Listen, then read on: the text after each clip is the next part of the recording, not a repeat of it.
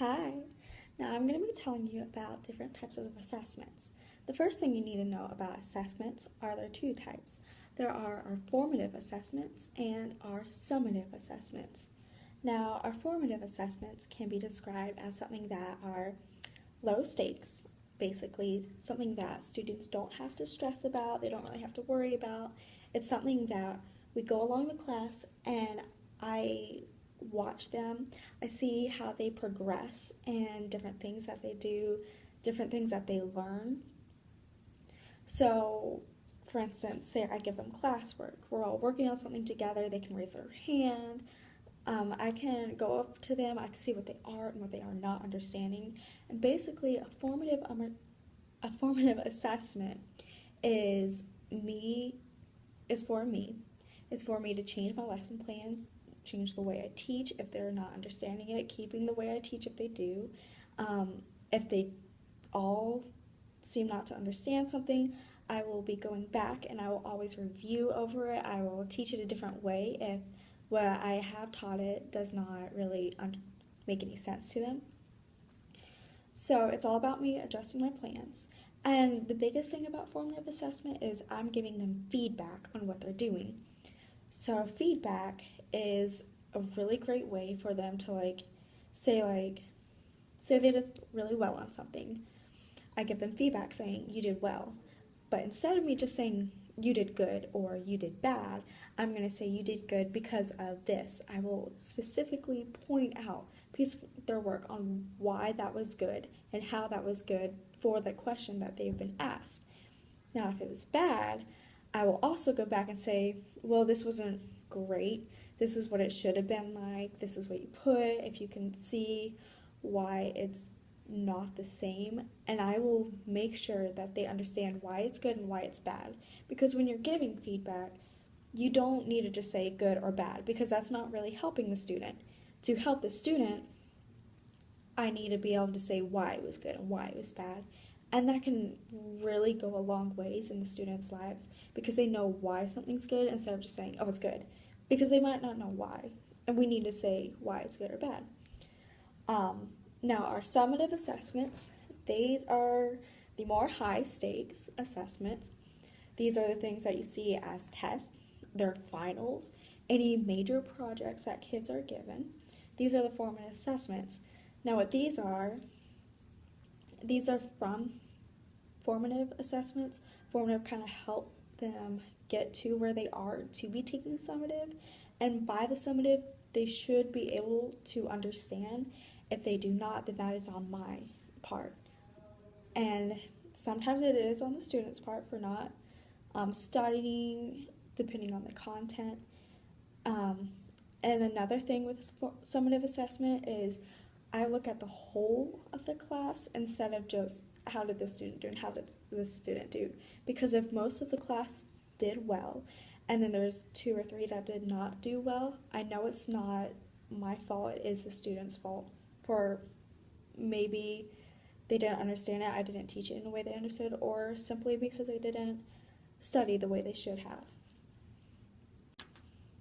But of course, with these assessments, you also have to think about, well, is the teacher really doing their job? And there are laws governing this to help make sure that the teacher is doing what they need. One very great law is the accountability law that us as teachers, we are responsible for any and everything that goes on in that classroom. The studying, the learning going on, even if it doesn't have to do with their classwork, maybe goofing around, I am fully accountable for everything that goes on in that class. And there are laws always going to be protecting the children to make sure that I am doing my job. So you'll never have to worry about if I'm doing something right, because if I'm not doing something right, I'm not going to be a teacher anymore. Now, in these assessments, there are different ways that I can really understand what the students do and do not know. Of course, we've already talked about the tests and the projects, something that I can grade, but that's the kind of like obvious choice. And the formative assessment, which is not as obvious, how I can really give them assessments is when they raise their their hands asking for questions.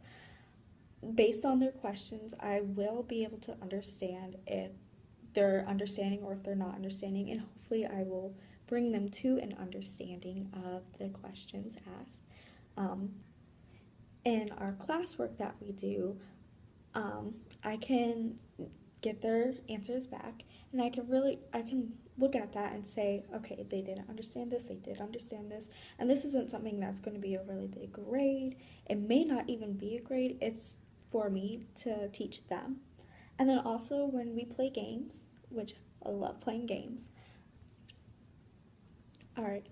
So when we play games, there are ways to really see if that child is understanding, because the games that we will play will probably more than likely be based on the lesson that has been taught or has been taught in the past. And you could, well, for me, I can see where their understanding has kept on moving along or where their understanding has stopped, and where they need to be able to connect back with what they already know to what they're now being taught. In North Carolina, there's this great thing. It's called NorthCarolinaPublicSchools.org. It is where us as teachers can look at this website, and on this website, it will say everything for that year, for that grade, what they need, what the students need to be understanding, and also for me, what they need to be teaching, be taught. So, as far as I know, anyone can access this. So if you want to get a head start as a parent and what the children are learning, you can just log on to ncpublicschools.org, and then on the side, there's like the curriculum. You choose the curriculum, K through 12. You choose what grade you want to do, social studies, English, math, and it's really great. It shows you everything that you need to know, and I've already used that a lot, and that's my basis for my lesson plans. I use that to say, this is what I need to be teaching, and I know that I have done my job when each of these can be checked off that they do know everything.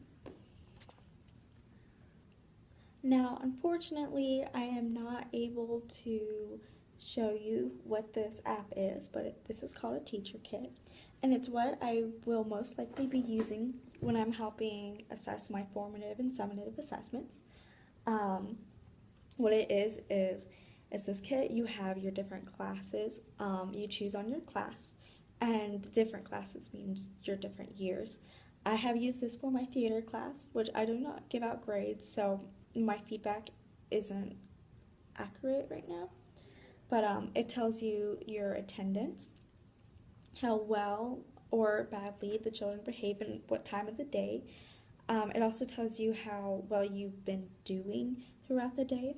You could, each time it has a slot for your lesson plan that you're going to be teaching, what you're going to be doing. So you could literally map out every second of your day if you wanted to. It's really great for this. Now, the biggest thing is you have a reports tab on this teacher kit, and you click on the reports tab, and it shows you all together as a whole of your class how well they've been doing. And on the grades, it shows you what your average grade is. Then it gives you a chart, and it says if you're average, above average, or below average on your teaching, and this you get from your grades. And you can all connect it back to each other, say like, this is the lesson I did, and here's the grade that was average between them that they got. It averages all out, and it says how well you've been doing or how poorly, and what you need to go back and change. So this is really, really great with any kind of assessment that you want to do, whether it is actual grades or it's just I want to see how well I'm doing, so I'm going to put a grade in even though you don't actually give the grades back to the students. And then that's as a whole. Then you can also click on the individual student, and you can see their progress. So it'll show you their reports, how well they've been doing in the year, what they've exceeded in, what they have not done so well in. It will show you their level of improvement or their level of disimprovement if they have any. Hopefully, they will not.